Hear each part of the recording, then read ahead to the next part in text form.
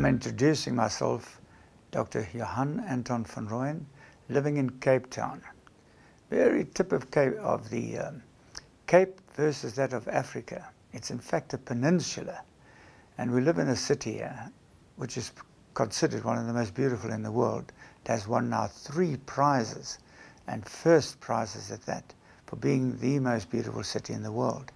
Sadly, we are in a bit of a quandrum. We're also the first city in the world to suffer from a devastating drought. We've had rain and water shortage, resulting in rather catastrophic problems, which you probably have by now seen or read of in the news media. I'm also covering the subject which you're busy with now, and the coping mechanisms, loss of a loved one. So we've got to the first 48 hours. The same period of the 24 hours flows into the 48 hours. There are more people around you than you can imagine, and you have to cope with everything in a certain manner. If your own children or your own family or own friends, or friends of the deceased, are able to support you, you do have to use all their input and their knowledge of their experiences, or their inability to cope, as they are also traumatized. But they will have a little bit more support coming towards you directly. If it's the whole family suffering, the suffering of all the persons in the family circle will be supported by a greater circle. And these circles around you will be there for quite a period of time. A very nice way of putting it in the first week is almost the way that the Jewish faith cope with it, the Shiva. And there's a week-long period of people visiting and supporting you and addressing their experiences of their past with the deceased and their memories. So they share that with you, having lost this particular loved one. This period of the Shiva can go on for 30 more days, because they also then come along in a support system where people will offer prayers and provide you with help in food, and they also provide you with conversation, memories are recalled. So that's a very strong period in your supposed coping mechanism, your resilience, that 30-day period. When you get to about call it the 42nd to about the 48th day, which is almost just over a month and a half, you are going to be saying to yourself, well, what must I now do to cope further? Because now there are things that have to be done. You've left things untidy. You haven't even done the washing that was still in the washing machine. And it could have been just because you weren't able to get there. And then you see the clothes of your deceased or your friend or your persons. Or you have something personal that you just can't touch or want to work with. You feel it's something you have to either get rid of, or you've just got to just walk away from it. You're also going to experience some vivid, strange, almost dreamlike states, because you don't actually recall too much in that 48-hour to about 3-4 week period. You don't even have a dreamlike state. You just tend to always sit there and think the deceased has passed, but you don't know. You're always expecting him or her or they to come back. It's almost as if you're denying the fact that they've died. After about the 2nd, 3rd month, you tend to get a little closer to the subject of, is this real? Because the dreams are still vivid, and you're experiencing occasions where dream states actually cause you to interact with the persons as if they're still there. It's like the name calling, the events, the places. It's recent. So you're still in denial. You're still not totally sure of how far down the line this is taking you, enabling you to cope, your resilience. Then you get to that period, which is your first 6 months. Now you've got to the period where you're starting to say to yourself, I'm sure I've got to cope better. I'm sure I'm recognizing that this is now final in my mindset, my psychology, my psychiatry, of all the physical aspects of my ability to cope with the loss. I'm able to say, my partner, my friend, my family, persons you knew, loved, has passed. Your dream states become still very real. You actually still have vivid dreams, but the persons are not always coming so close and talking so directly. It's almost as if they're a little bit further away. It's you wanting to touch and you want to also laugh, but there's a quietness about the persons of your family, friend, persons you've lost, coming closer to you in your dreams. It moves away a little further. And you're almost at this period, at 6 months, seeming to get about with your life, managing some social aspects, not in a manner of smiling and jumping around, but you're starting to interact a little better. You're actually able to do menial tasks a bit better too. You're able to do the gardening, or you're able to go and bake the cakes or do the food and entertain people who come to visit you, persons probably coming to belatedly pass on their condolences. This carries on, and then you finally get to the 6th month to 7th month period, and you say to yourself, I must put the clothes away. I can now take the clothes and dispose of them. Something personal of the persons you're bereaving.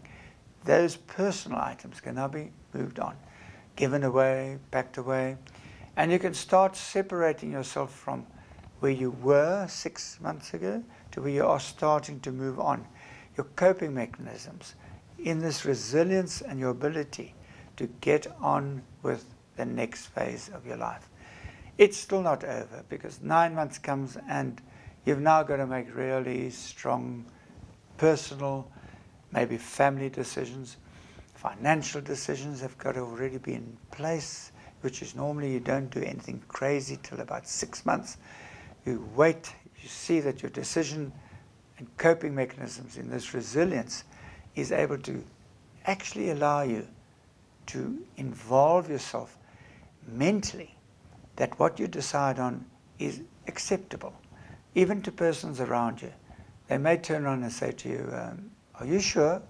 Is that what you want to sign? Do you need that will revisited? Is there a document or something that has to change? All these aspects of the personalizing your life up to the 9 month period, where you're now more clear and defined about getting on yourself.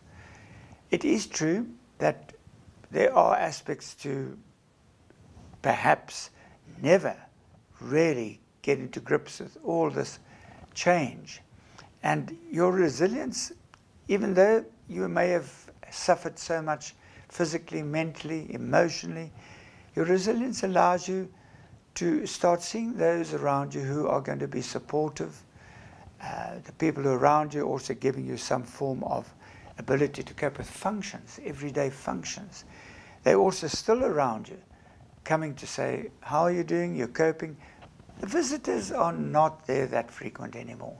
In the first 3-4 months they were there frequently. Phone calls came with our modern day communication systems, SMSs and any form of other IT work that may have been sent to you via faxes. They would have been on your lap more than often. But it's now your turn. It's this bereavement that you are allowing yourself to connect back socially and connect yourself physically to all your activities, and knowing that your helpers and your comfort seekers and the people you can still seek comfort from are still there. All that helps you move on. It's not a exercise in denial anymore. It's now an exercise in survival mode. And it's true, there are several persons who have written many, many aspects of this period of bereavement being coped with, this resilience. Psychologists, psychiatrists, there are literatures out there that can tell you all ways and means of how you are going to cope with it, your period, into your year, post-year, up to the 3rd year even.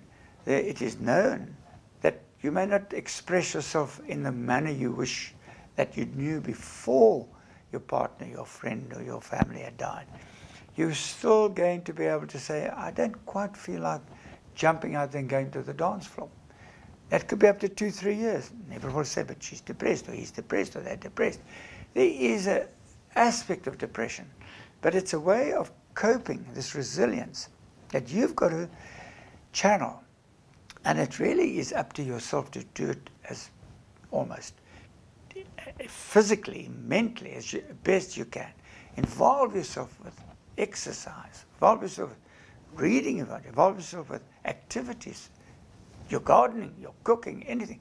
Involve yourself socially with the people who did support you. Make new friends. Reconnoiter places that you didn't reconnoiter before. Even though you may feel you're on your own, you're lonely. That lonely aspect is the most important part, and where you need people to come and give you support. That part of your resilience will change. You will get through what they call, I've got to do it, I will do it, and I can do it, and I can overcome it. Those three simple little factors. I will do it, I can do it, and I can overcome it. It will be part of your defense. Well, if it is that you do well and you can cope without any need of medication, with doctors, psychiatrists, they're all going to say, he's not sleeping well. There's an anxiety aspect. There are trauma experiences. It's almost like coping with a post-traumatic syndrome. It's the same thing as if you had been in a motor car accident. It's a similar pattern of adjustment, but it's a different mechanism because you can't actually accept everything until finally it is now the period past. The resilience has been excellent. It's 9 months. I've now closed the book on the past as far as that person not coming back. But I am living with this fear, this anxiety, stress. I still have dreams, a little more vivid. Many faces and people you didn't remember or expect. Names come up, past visitations, people you'd been with, your loved one, other people coming into your dream states again from the past. It will continue. And you just sometimes wish you do dream more often of the person as you get on to your first, second, third year on. You actually wish you just would like to see them again. And in your dream state, you actually recall. Your memory has that hidden deep down. And it is a recall that does happen. So behaviorally, you respond to that. You actually make a physical attempt mentally to re-emerge that almost deeply suppressed memory. It's not a form of abreaction. It was just a psychological term for recalling something. It's something that vividly is almost called for, and you have that person appearing. You can remember, you can see things. And names, you will never lose that, but it'll become further and further and further apart. It's also good for you to get on with this, I have overcome it. I have achieved. I have moved on. I have got new friends. I have got the past friends, people who supported me. I've done all that. So in a sense, these resilience factors, it's not a dimension that comes around you and you're the person with the only suffering and only person with those peculiarities. Your approach is one of, it's out there. A lot of people do it, suffer it, go through the experiences, and manage to get on. So it would not be so difficult to take it as being that you in a uniform position, that you personally are the only one having it. Because your dimensions are different to the next person's. By the time you've been through this period of 2-3 years, up to about 5 years, people still speak of their loved ones with such fond memories and such recall that it actually bothers the immediate circle, your inner circle of friends and family. Why is there such a recall? Why is there such a longing and hanging into that past? Why is it need to still have it revisited? It's all because it's your coping mechanism. It's your ability to have your resilience help you. So as time moves on, you will move on. There's never going to be a moment where you'll never remember. You know, dates come up, birth dates, holiday dates, family birth dates, your wedding anniversary dates, date of the death, date of anything that's particularly important, impressionable. those will evoke emotional responses. We all know what Christmas does and Easter does in the Christian world, or any special memory that may come to the fore, evoked by something that has happened in that year or something that is recalled from that time of the year. Places you frequently visited together. Not a bad idea to revisit those places. Feel comfortable. Sitting down where you sat before with your loved one. Same table even. Go and watch the same movie you watched before, or sit down and watch it with somebody else. And remember things that you had enjoyed. It's good to keep those memories alive.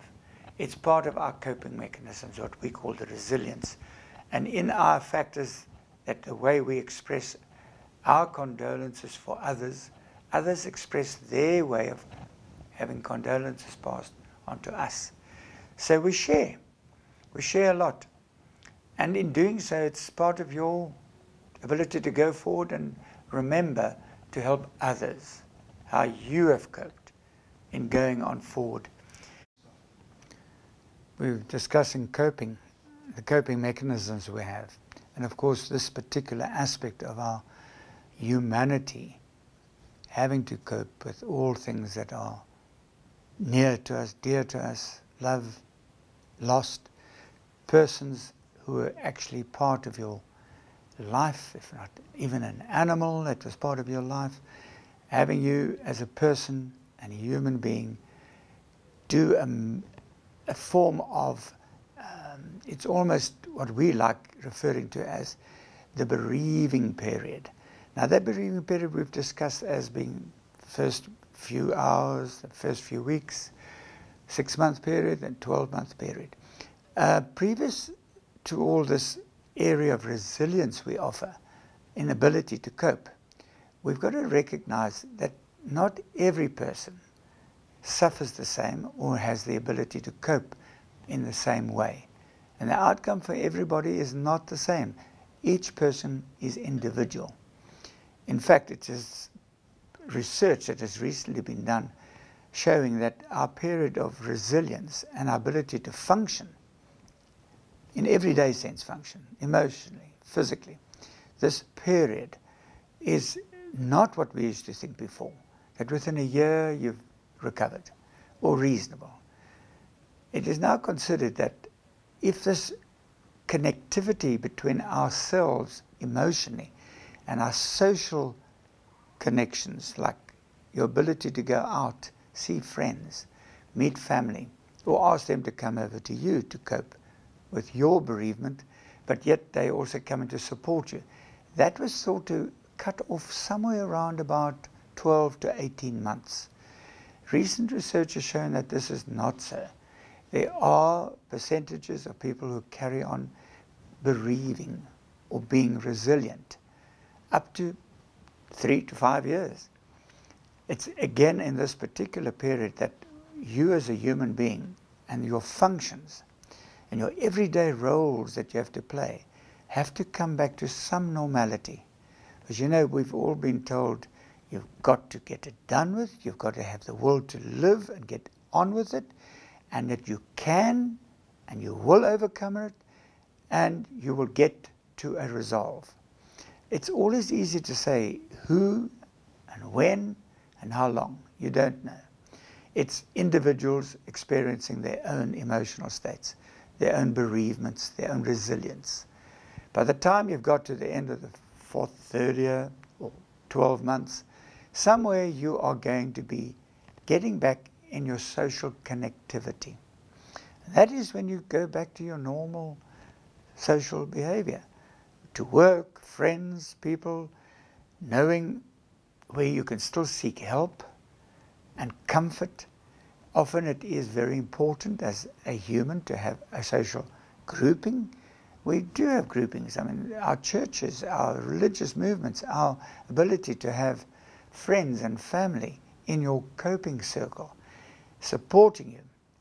It all expresses a way they want to share with you having coped or coping, or your resilience, and having you to have understanding that humans need that for them to get over this period of grief or period of bereavement, or having to show the best of their resilience in coping with all these particular aspects of separation. If it is that you find that there are periods of your dream states changing, do expect them. Dream states are a fabulous way of learning and teaching yourself to have an emotional coping mechanism working for you. Dreams become realistic and terribly realistic in the first few weeks, and they become a little bit more distant as time progresses.